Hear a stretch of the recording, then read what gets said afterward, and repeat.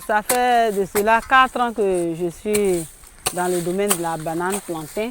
D'abord, quand je suis arrivée à Zadier, en 2020, j'ai travaillé d'abord chez un pionnier de la banane plantain qui est bien connu en Côte d'Ivoire et sur le plan international, M. Kanga Albert.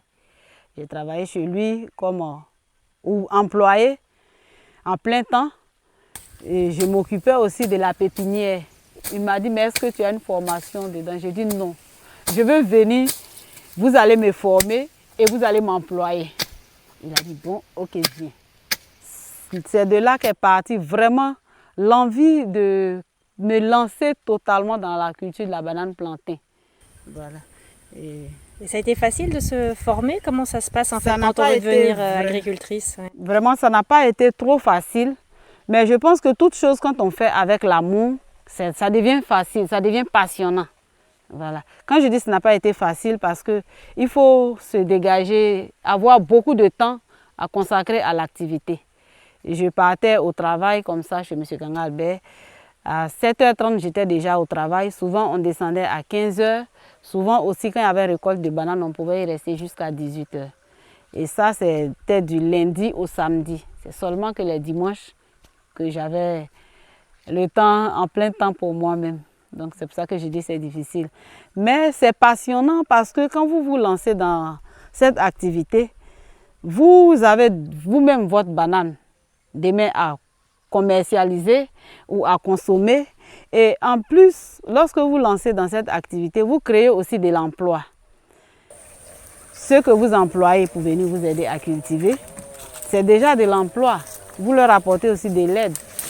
Donc, et puis moi, je vois aussi qu'en faisant cette culture, je lutte aussi contre la famine. Au début, juste après mes études, je me suis lancée dans la coiffure et le commerce.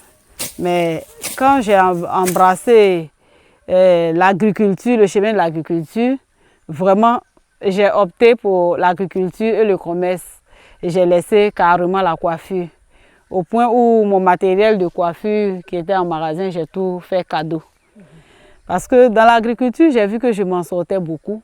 Je me faisais beaucoup de relations, beaucoup de contacts. Et puis j'apportais aussi beaucoup de joie à différentes personnes. Voici ma collaboratrice, Madame Bailly Émilie. Aujourd'hui, quand elle vient m'aider, par jour, elle a quelque chose qu'elle reçoit. Et ça aussi, ça l'aide dans ses dépenses aussi. Certains m'ont encouragé.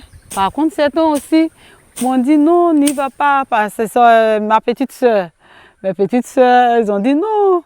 Après le décès de notre maman, moi, elles m'ont prise comme leur mère. À chaque fois qu'elles ont besoin de moi, donc elles sont toutes à Abidjan. Quand je me suis lancée vraiment dans l'agriculture, elles ont dit non, maman, mais reste près de nous. Abidjan, tu vas faire le commerce. J'ai dit non, moi je veux faire l'agriculture. Mais au fil du temps, elles-mêmes, elles ont vu que vraiment c'était une bonne activité. Parce qu'après, elles me demandaient aussi de la banane à consommer.